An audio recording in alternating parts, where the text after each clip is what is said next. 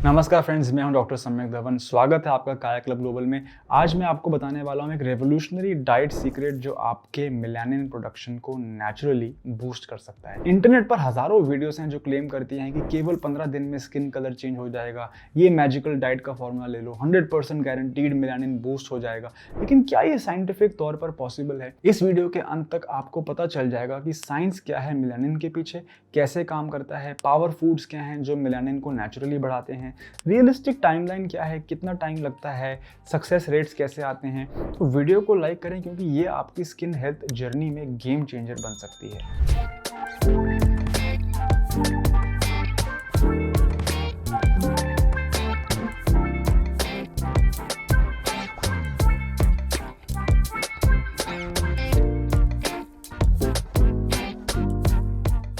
Guys, Harvard की nutrition research ये show करती है कि टायरोसाइनेस एंजाइम की एक्टिविटी में 40% इंप्रूवमेंट आ जाती है copper zinc vitamin C combination से। इंडियन ट्रेडिशनल फूड्स हमारे सरप्राइजिंगली बहुत ही इफेक्टिव होते हैं मेलानिन को बढ़ाने में। लेकिन सच्चाई ये है कि साइंटिफिक एविडेंस स्ट्रॉन्ग है। कुछ ऐसे फूड्स हैं, सर्टेन फूड्स मेलानिन सिंथेसिस को सपोर्ट करते हैं। न्यूट्रिएंट डेफिशिएंसी मेलानिन प्रोडक्शन को घटाती है। Consistent dietary changes measurable results show करते हैं और एंटीऑक्सीडेंट्स मेलानोसाइट्स हेल्थ को इंप्रूव करते हैं। फॉल्स क्लेम्स जो होते हैं जैसे कि ओवरनाइट कलर चेंज हो जाएगा, वो साइंटिफिकली इम्पॉसिबल है। ड्रामेटिक स्किन टोन में ऑल्ट्रेशन हो जाएगी, ये अनरियलिस्टिक सी एक्सपेक्टेशन है। मैजिक फूड से इंस्टेंट रिजल्ट्स आ जाएंगे, पॉसिबल नहीं है बिकॉज सेल्यूलर लेवल पे प्रोसेस में टाइम लगता है। सभी के लिए सेम रिजल्ट आएंगे, हर एक में इंडिविजुअल वेरिएशन आती है, हम सबका डीएनए अलग है। तो इसलिए ये जानना बहुत जरूरी है कि आखिर साइंस क्या कहती है, एविडेंस बेस्ड मेडिसिन क्या कहता है। मैं आपके साथ शेयर करूंगा पावर फूड्स की रैंकिंग एविडेंस बेस्ड लिस्ट के साथ। सबसे पहला लेवल आता है मैक्सिमम मेलानिन सपोर्ट करने वाले, जिनकी स्ट्रॉन्ग क्लिनिकल एविडेंस है। वो है डार्क लीफी ग्रीन वेजिटेबल्स जैसे कि पालक, केल, मेथी, बथुआ, अमरनाथ के पत्ते। इन सब में हमें अधिक मात्रा में आयरन मिलता है, विटामिन ए मिलता है, फोलेट मिलता है, राइट। इससे मेलानोसाइट सेल डिवीजन सपोर्ट होती है, इंप्रूव होती है। रोजाना हमें 200 ग्राम मिक्स्ड ग्रीन वेजिटेबल्स खानी जरूरी है। सेकेंड है टायरोसाइन एंजाइम रिच प्रोटीन सोर्सेज जैसे कि बादाम, अखरोट, सेसमे सीड्स, पंपकिन के बीज, क्योंकि इसके अंदर हमें मिलता है टायरोसाइन अमाइनो एसिड जो कि मेलानिन, जो कि हमारी बॉडी की पिगमेंट है, जो रंग जो है हमारे शरीर का, उसको बनाता है टायरोसाइन। ये बहुत ही इंपॉर्टेंट अमाइनो एसिड है। और जो मैंने आपको फूड्स बताए हैं, almonds, walnuts, sesame seeds, pumpkin seeds, इसमें ये अधिक मात्रा में हमें मिलता है। This is a direct precursor to melanin production. Daily अगर आप 20 से 30 ग्राम मिक्स्ड नट्स खाएंगे तो आपकी बॉडी में एल टायरोसाइन अमाइनो एसिड अधिक मात्रा में रहेगा। कॉपर रिच फूड्स की बात करता हूँ, डार्क चॉकलेट, कैश्यूज,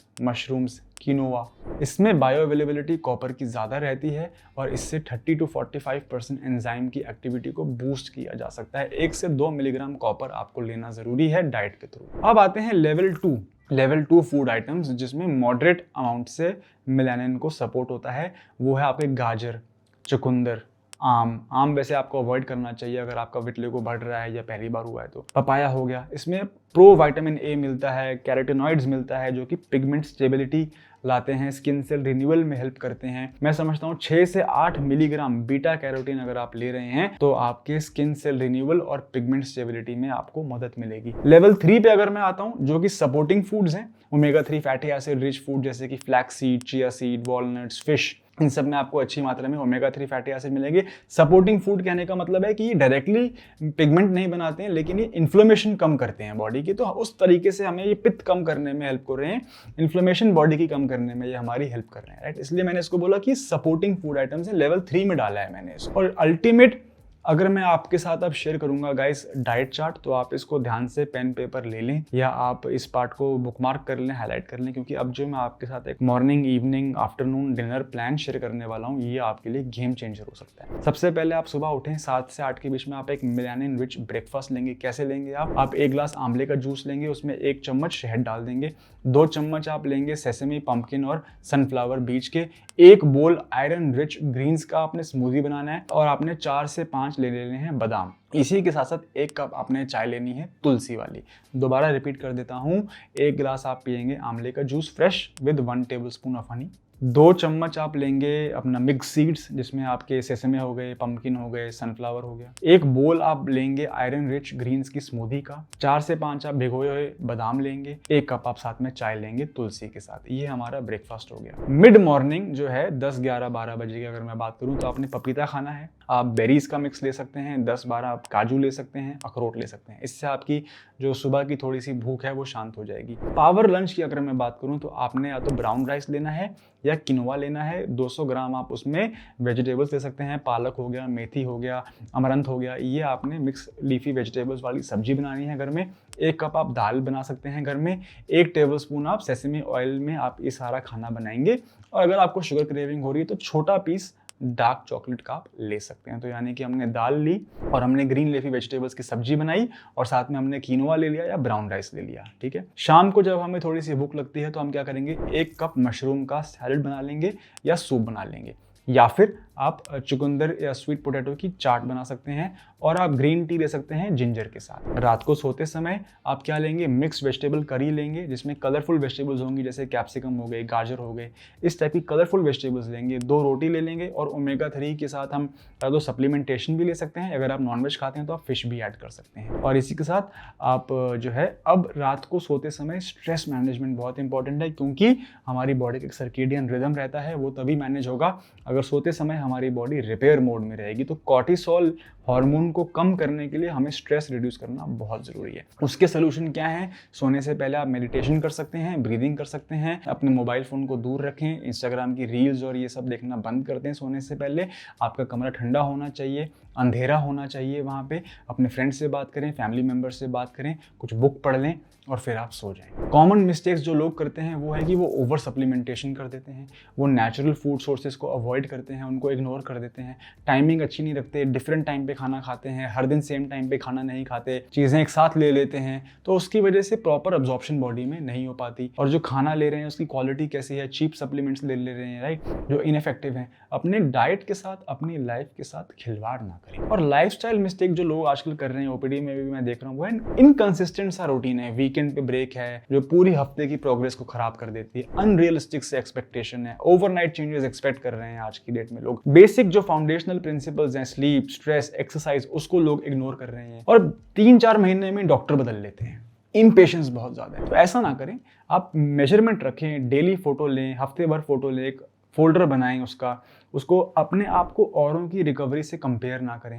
बिकॉज हर एक इंसान की बॉडी अलग है, हर एक इंसान का डीएनए अलग है, हर एक इंसान का सफ़ेद दाग अलग है, हर एक इंसान का सफ़ेद दाग डिफरेंट बॉडी पार्ट पे है, डिफरेंट टाइमलाइन है। तो अपने बहुत बार मैं कमेंट सेक्शन में देखता हूँ लोग आपस में पूछ रहे होते हैं कि आपने कायाकल्प से इलाज लिया, आपको कैसा रिजल्ट आया। अरे आपको पता ही नहीं है कि वो कॉमेंट जो कर रहा है आदमी, वो एज क्या है, उसका जेंडर क्या है, उसकी हिस्ट्री क्या है, उसकी फैमिली हिस्ट्री क्या है, उसने कितने ट्रीटमेंट पहले लिए हैं, वो अभी क्या ट्रीटमेंट ले रहा है, आपको कुछ पता ही नहीं है। लेकिन उसके हाँ या ना से आप अपनी प्रक्रिया पूरी डिसाइड कर लेते हो कि मुझे क्या करना है। तो अपने आप को कंपेयर ना करें और ये ना सोचें कि पार्शियल सक्सेस जो है वो सक्सेस ही नहीं है, ऑल और नथिंग, या तो मेरा पूरा सफेद दाग बिल्कुल ठीक हो जाएगा या फिर ये ट्रीटमेंट बेकार है। ऐसा नहीं है। स्टेबिलिटी भी सक्सेसफुल ट्रीटमेंट है। जिन लोगों का सफेद दाग बाढ़ की तरह फैल रहा होता है उनसे पूछें कि स्टेबल होना भी एक साइन ऑफ प्रोग्रेस है। जिन लोगों के पूरे शरीर पे या बड़े एरियाज में सफेद दाग है और सिर्फ लिप्स पे बच गया है या टिप्स पे बच गया है, उनसे पूछें कि वो 80% रिकवरी भी एक सक्सेस है। तो क्या है आखिर फाइनल वर्डिक्ट, क्या डाइट रियली मेलानिन को बूस्ट कर सकती है? तो आंसर है हाँ, लेकिन एक्सपेक्टेशन आपके रियलिस्टिक होने चाहिए। What is possible is that